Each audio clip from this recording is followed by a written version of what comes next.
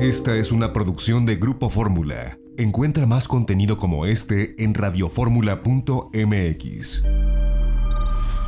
De viva voz, Roy Campos, director general de Consulta Mitofsky, que no requiere más presentación. Estamos todos siempre pendientes de las investigaciones de opinión pública que realiza esta empresa encabezada por ti, Roy, a quien te agradecemos mucho la desmañanada. Pareciera una obviedad, Roy, ¿qué pensamos del coronavirus? Porque le tenemos mucho miedo y que no queremos contagiarnos.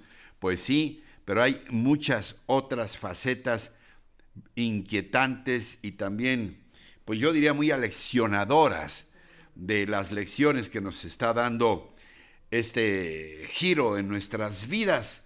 Roy, muy buenos días, te escuchamos con esta encuesta sobre el coronavirus y la opinión pública en México. Muy buen día. Buenos días, Ricardo, gracias por la presentación. Pues sí, ¿para qué nos hacemos? No hay nada más en la plática, en la conversación ciudadana hoy que el coronavirus. Si hoy queremos medir opinión pública, tenemos que medir el coronavirus, ¿no? Entonces, cada semana estamos actualizándolo. Coincido, es muy natural decir, hay miedo, ¿no? Hay miedo a infectarse, 69%, hay miedo a morirse, más del 50% tiene miedo a morirse, pero hay un dato adicional, el mayor miedo es a perder tu economía. Cuando hago la pregunta específica, en este momento, ¿qué le tienes más miedo? A que te asalten, ¿no? A ser víctima de la delincuencia, a que te contagies del coronavirus, o a que pierdas tu economía, pero por mucho, 48% dice a la economía. O sea, la incertidumbre actual, además del coronavirus, además, la incertidumbre es qué va a pasar con el empleo que tenemos, con el negocio que tenemos, con la inversión que queríamos hacer, con el dinero ahorrado que tenemos va a alcanzar. La economía está siendo la incertidumbre mayor hoy en día. Y creo que eso está orientando las acciones de gobierno, Las acciones de gobierno en el mundo están siendo orientadas, ¿no? Trump diciendo que había querido abrir en Pascua, López Obrador, el mismo Gatell diciendo no puedo cancelar todo porque el daño se hace mayor, está en juego una generación económica. Hoy yo creo que sí tenemos que voltear a ver la parte económica, además de la de salud, Sí, y bueno, en ese sentido, yo creo que se está generando cada vez más una expectativa importante respecto a los anuncios que pueda hacer el gobierno. Sí.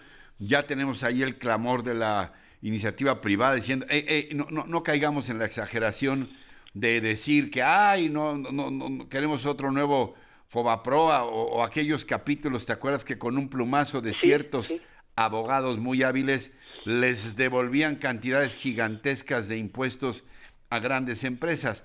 No se trata de eso, se trata de diferir el pago, como están proponiendo otros gobiernos, en fin. Esto que dices es fundamental, porque por un lado está la pandemia del coronavirus y por otro lado está esta amenaza ya presente de la pandemia económica. Algo tenemos que hacer también para curarnos o para vacunarnos. Mira, voy a tratar de resumir. A ver, miedos. Aumenta el miedo a contagiarse, aumenta el miedo a morirse, se presenta el miedo a la economía mayor que la de contagiarse, se incrementan la aceptación de medidas que toma el gobierno. O sea, cada vez se dice, oye, ¿estarías de acuerdo en que el gobierno bloquee algunas ciudades donde se detecte un foco? Sí, que sube el acuerdo con eso. Que prohíba la entrada a extranjeros. Sí, cada vez está como apoyándose medidas, pero hay una medida a la que se resiste la gente. El 40%, 41% sigue resistiéndose a que me obliguen a quedarme en mi casa. O sea, cuando tú dices, a pesar del miedo, me resisto a quedarme en mi casa, empiezas a ver la dimensión económica. ¿Cómo le obligas a quedarse en su casa a alguien que vive al día? Dices, no me digas que me quede en mi casa, porque si no vendo nada hoy, no como nada hoy, ¿no? Claro. Hay más miedo ¿no? O sea, vive al día, ¿no? Entonces, está muy cómodo decir quédate en tu casa, y eso, los que lo podamos hacer, hay que hacerlo, para que ayudar a los demás. pero no todos lo pueden hacer, tenemos que aceptarlo, ¿no? Sí, de entrada tenemos a más de la población, más de la mitad de la población en la economía informal. ¿Y cuántas personas disponen, porque comentábamos hace un rato, de una computadora para estar trabajando desde su casa? A veces la naturaleza del propio trabajo, aunque tuvieras la computadora, no te va a servir de nada. De acuerdo, ¿no? A ver, alguien que da grasa, ¿no? Un bolero, pues como que le sirve el online. Claro. O sea, no tiene sentido. O sea, hay gente que no puede simplemente hacerlo. Por eso es que el gobierno tiene que apoyar no solo a las gentes informales, sino a los empleos formales, ¿no? Y ahí es donde la queja que dices de la Coparmex, de decir, oye, si nos apoyas y si nos permites no pagar el impuesto, y si nos permites no pagar la luz, no nos cortes la luz, si no las pagamos este mes, no nos regales nada, pero diferamos esto, ¿no? Danos un año para pagar lo de este mes, lo que sea. Si el gobierno está metido en un problema, y te voy a decir por qué, porque de que va a haber muertos, o sea, no nos podemos escapar al asunto de los muertos, porque así está el mundo, y de que va a haber un daño económico, va a haber un daño económico. Entonces, cualquier cosa que haga va a tener que cargar con la cifra de muertos y con la cifra de pérdida de economía. Mira, ahora que dices esto... Y bueno, en una de esas me van a acusar, o a lo mejor a ti también, de catastrofista. Pero cuando uno hace las comparaciones de la cantidad de casos y de muertes en la frontera con los Estados Unidos, si uno ve la cantidad de casos en Caléxico y la cantidad de casos en Mexicali, la cantidad de casos en San Diego y en Tijuana y en El Paso, Juárez y en Brownsville, Matamoros, uno dice, a ver... que la frontera de verdad es mágica, o aquí no estamos teniendo el registro exacto de la cantidad de casos. Insisto, no quiero ser catastrofista, pero el gobierno de Trump está estimando entre 150 y 200,000 muertos. ¿De qué manera esto nos va a rebotar en una relación tan estrecha como la que tenemos con ellos, tanto en lo económico como en lo humano, ¿no? Mira, hoy en día, seguramente tú también por la actividad, 19% de los mexicanos conocemos a alguien que esté infectado, ¿no? Eso no quiere decir que los 19 esté infectado, porque conocemos a la misma persona, ¿no? Pero 19 conocemos a alguien. Es decir, cada vez lo sentimos más cerca, y también entonces cada vez sentimos que el virus está más cerca. Y eso hace que también empecemos a descreer la cifra que nos dan de infectados. 52% dice que hay más infectados de lo que nos informan. Empezamos a descreer el tipo de argumento que pones tú, empieza a ser como muy lógico para mucha gente. A ver, ¿por qué los gobernadores del norte están pidiendo ayuda? Porque ahí viene Texas, porque la cifra de Texas comparada con Tamaulipas, Nuevo León, Coahuila, está muy desproporcionado, ¿no? Es porque no se hacen exámenes, porque no.